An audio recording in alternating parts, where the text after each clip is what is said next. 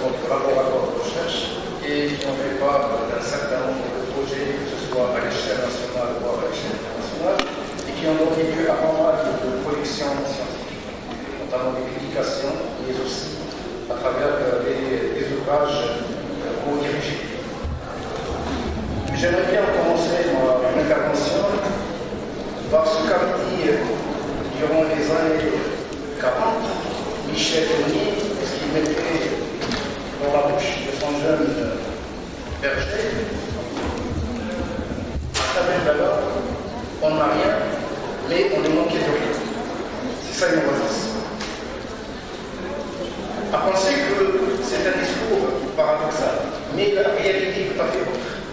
C'est que, certes, peut-être dans le temps, on était beaucoup plus moyens, on était beaucoup plus équipants, mais on était doté de richesses tout stratégiques. Et du coup, je me suis greffé à travers la thématique du colloque pour mettre en lumière cette oasis. Comment peut-on la projeter dans une dimension de durabilité? Et par conséquent, quel serait son rôle à l'aube de ce XXIe siècle et de l'apercevoir à travers différentes définitions.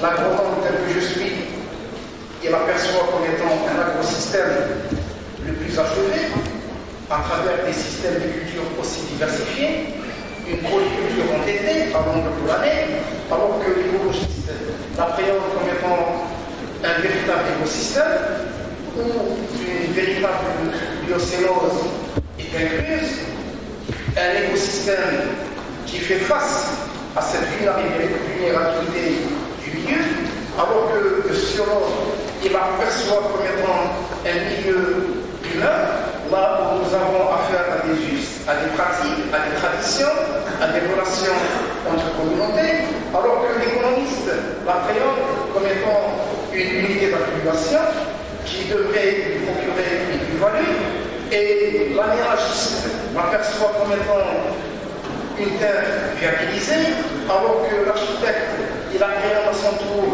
par ses structures bâties, par ses géométries en termes de construction, et finalement toutes ces champs disciplinaires convergent vers une seule et unique entité mettant en évidence un bien commun.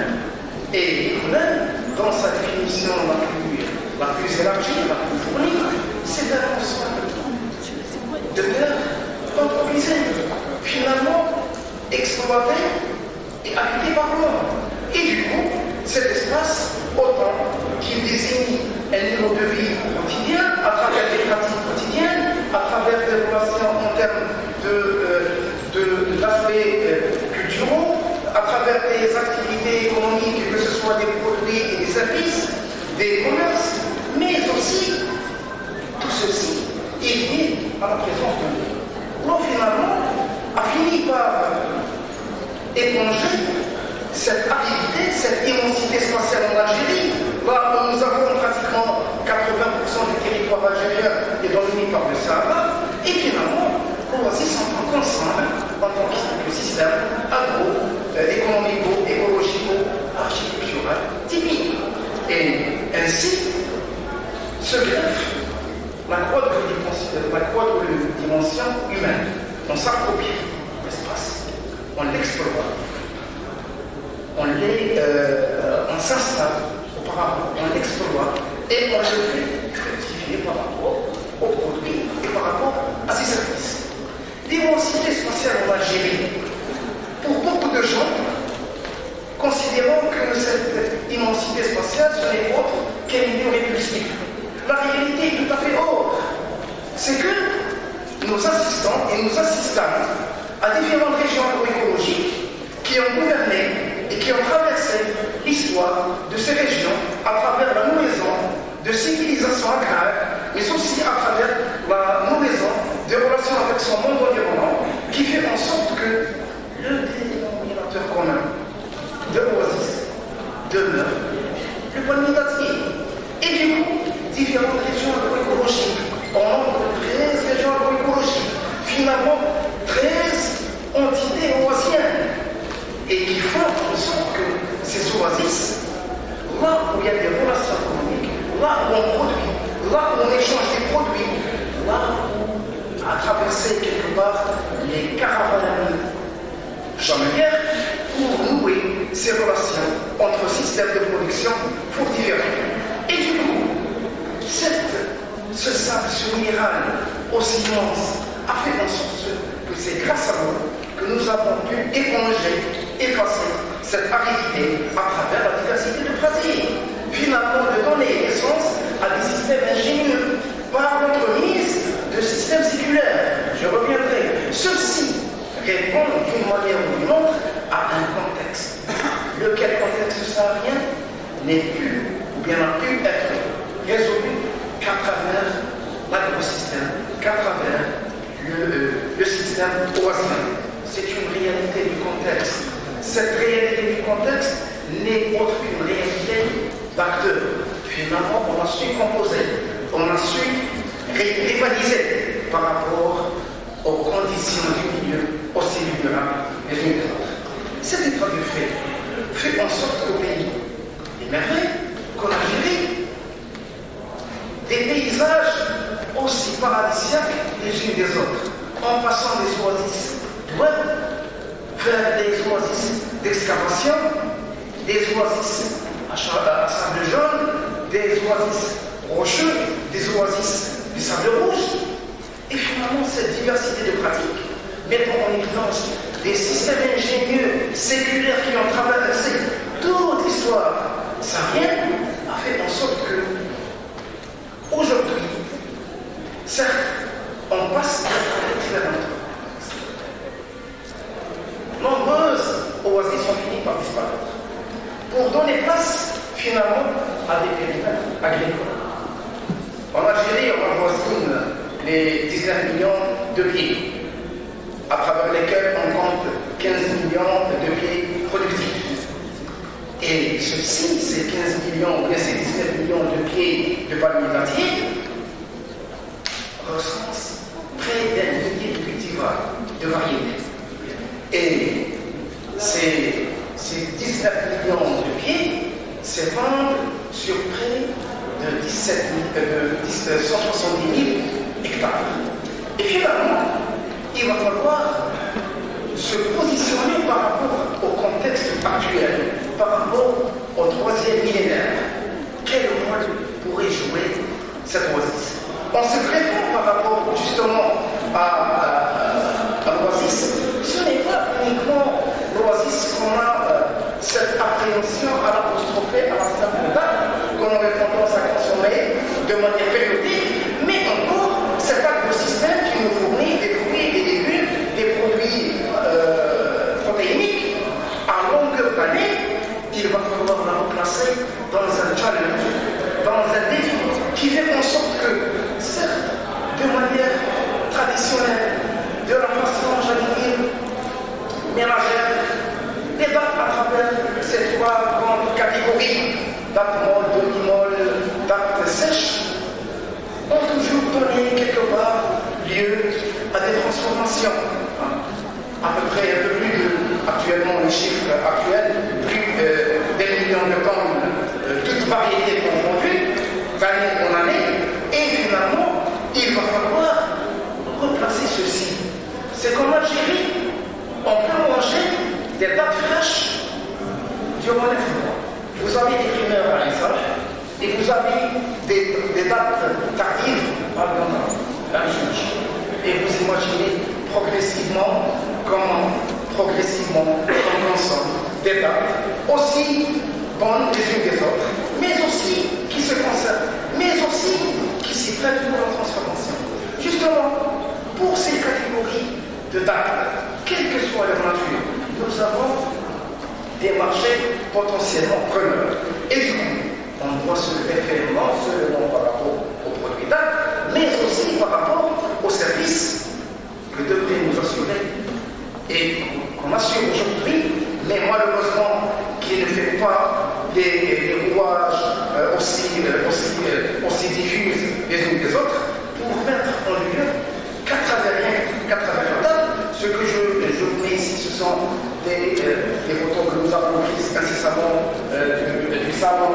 salon de la production nationale pour montrer qu'est-ce qu'on peut faire par rapport à ces micro-entreprises, que ce soit en termes d'alimentation humaine, l'alimentation du bétail, dans la thérapie, je sous-entends par là la pharmacopée traditionnelle, que ce soit en esthétique, je sous-entends par là tous les produits cosmétiques, en agro-industrie.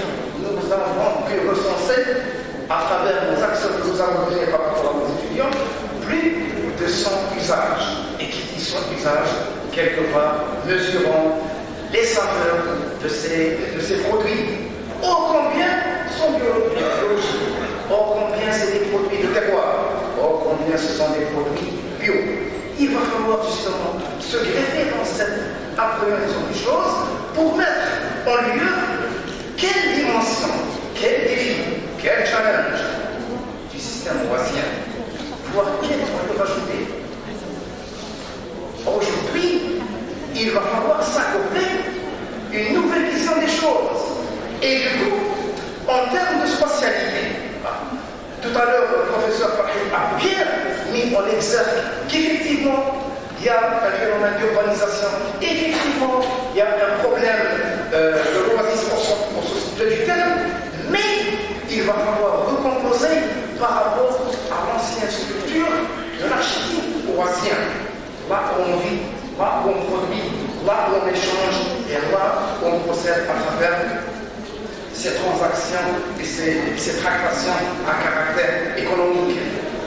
Tout est dominant à travers la mosquée sacrale. Tout est dominant à travers l'esplanade du marché. Et finalement, l'ancien peut recomposer le nouveau. Par rapport à quoi? Par rapport à la production, les nouveautés. L'innovation photovoltaïque. Oui, c'est très important. Et en parlant du photovoltaïque, c'est que quelque part, le renouveau doit être composé par rapport au renouvelable. Pourquoi le photovoltaïque? Tout simplement, c'est qu'on cherche derrière une énergie propre. Finalement, le solaire cherche le dur. Et Dieu nous a doté, notamment en terre saharienne, d'une durée d'éclairement aussi importante. Et vous imaginez, notamment en période estivale. Je peux vous donner pas quelques chiffres, mais surtout 4. Ce qu'avait déjà révélé l'Agence spatiale de l'aéronautique, pour mettre en lumière que l'Algérie représente le potentiel solaire le plus important de tout le bassin méditerranéen. Une minute d'éclairement peut couvrir les besoins énergétiques d'une année. En une journée, en 24 heures, pour en couvrir les besoins énergétiques d'une génération, plus de 25 ans. Très important. Une énergie propre. Et du coup, quelque part, l'agriculture biologique par rapport à ces produits de terroir doit impérativement se positionner dedans. Par rapport à quoi? Par rapport à l'agriculture intelligente, le smart farming. Et du coup, on devrait passer vers un autre cap, à l'automatisation, à l'utilisation du robotique, au drone, et c'est faisable. Mais aussi, lorsqu'on parle de l'agriculture saharienne, renvoie à l'eau. Ô combien elle est rare, et ô combien elle est chère. Ce qui est rare est cher, ce qui est cher finalement est rare.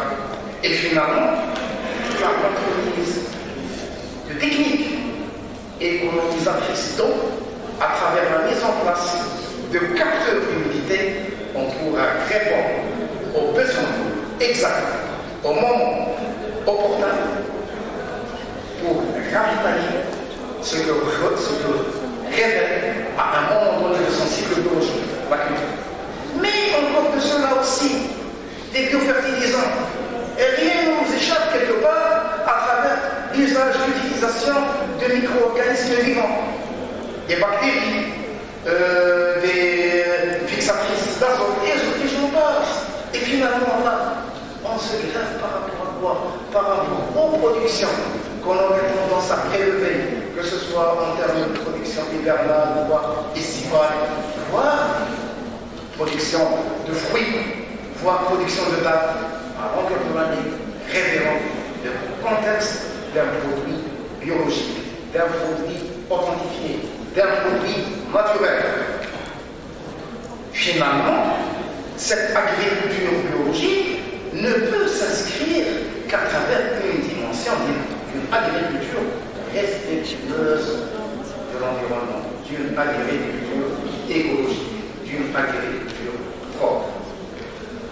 On en parle peu de l'écotourisme, voire du tourisme écologique.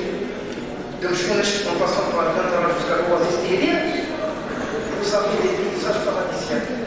Et qu'on peut en faire du tourisme oasien à travers une attractivité des visiteurs pour percevoir l'esthétique, je dis bien l'esthétique, naturelle de ces paysages originaux, naturels. Et encore, on aurait à découvrir des traditions, des us locales. On le fait, mais on ne le connaît pas assez. Malheureusement, le tourisme curatif par rapport à la géothermie et que vous avez ici à travers Hammam Safi, que nous avons du côté de d'ailleurs, c'est plus particulièrement le tourisme thermal. Ou bien la sabrothérapie, comme se fait au niveau des oasis de la partie occidentale, Bécha, Hindou, etc. C'est un véritable trésor. Il va falloir composer avec. Et aussi, il faudra se positionner par rapport au tourisme religieux que nous avons des mosquées, que ici, c'est des repas, oui, je termine.